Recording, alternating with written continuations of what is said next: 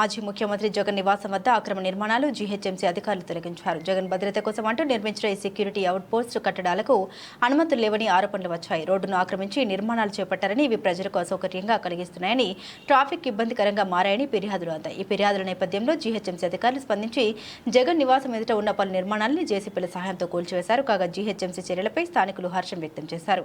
ఈ ప్రాంతంలో ఇకపై ట్రాఫిక్ ఇబ్బందులు తొలగిపోతాయని పేర్కొన్నారు.